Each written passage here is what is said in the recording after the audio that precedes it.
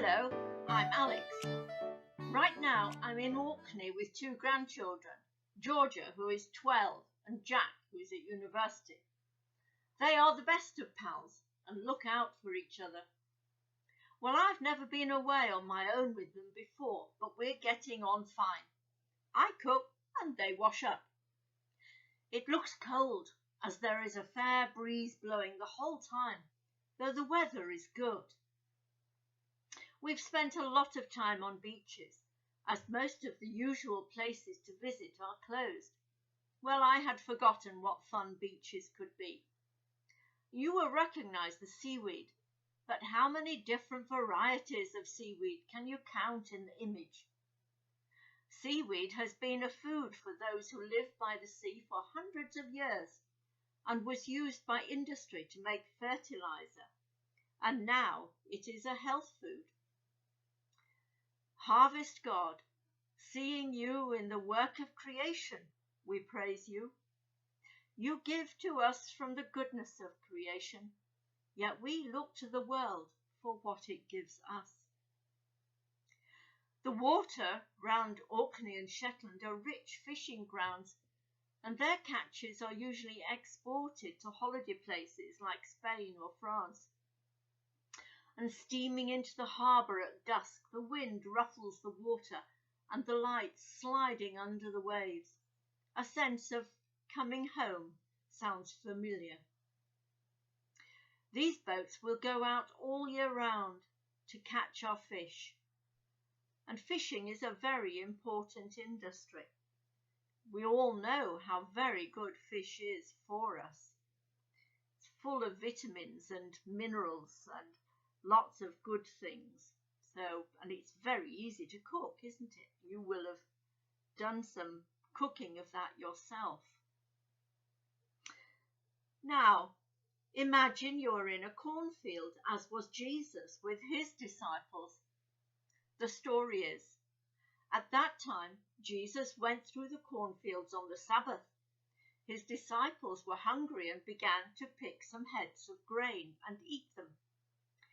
When the Pharisees saw this, they said to him, "Look, your disciples are doing what is unlawful on the Sabbath."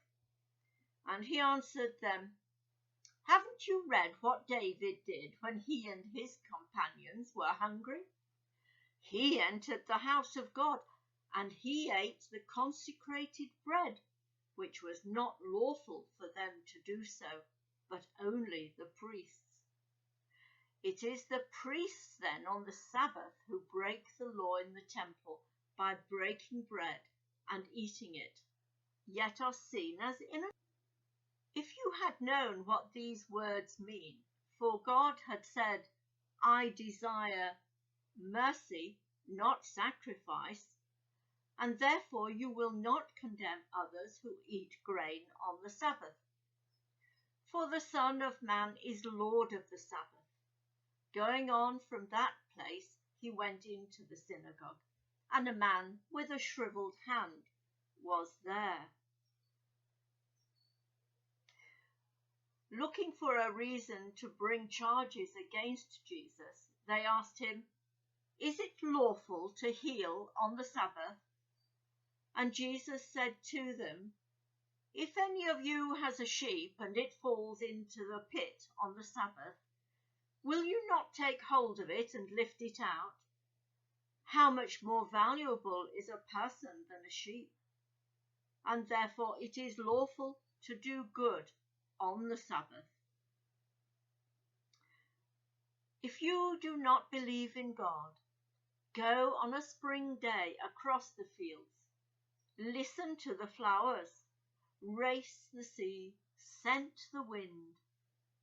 Come back and tell me it was all an accident, a collision of blind chance in the huge emptiness of space. Amen. Well, we saw lots of cows too when we were on holiday. Unfortunately, although they make delicious ice cream, the shops were all shut. Jesus, who walked with farmers and fishers and sat in village kitchens. Walk with us now.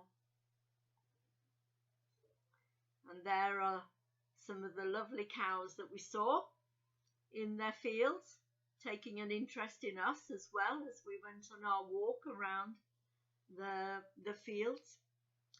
So let's see what else we could find. But there was lots to see, and this is a hairy caterpillar enjoying the sun.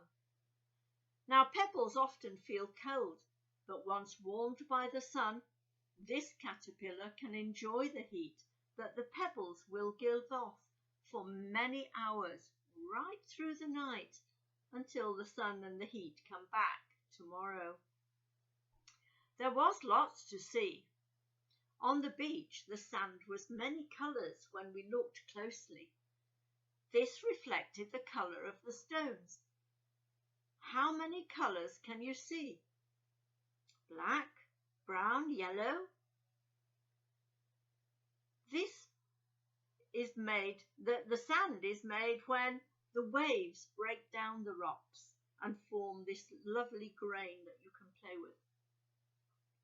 Here's a Viking village alongside, and it's protected on this side as it is with good views out to sea from the top of the hill.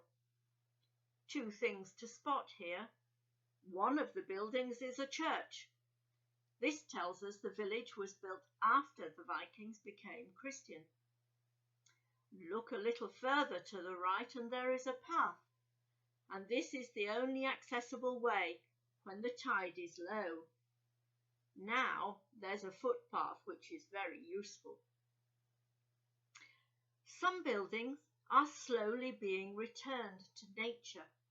This is now covered in lichen, or do you say lichen? And lichen thrives on stones where they gain nutrients and lots of water from the air. That's because conditions here means that it's often very, very wet a lot of the time. And the lichen or lichen will thrive in these conditions, and gradually it will break down. You can see there the lintel of the doorway. And finally, the waves on the beach. Well, the weather can become very stormy. A few hours later, we were on the ferry home as the storm got much worse. It reminded me of the time Jesus' disciples were frightened whilst out on the Sea of Galilee. Our journey was frightening as the boat was tossed about.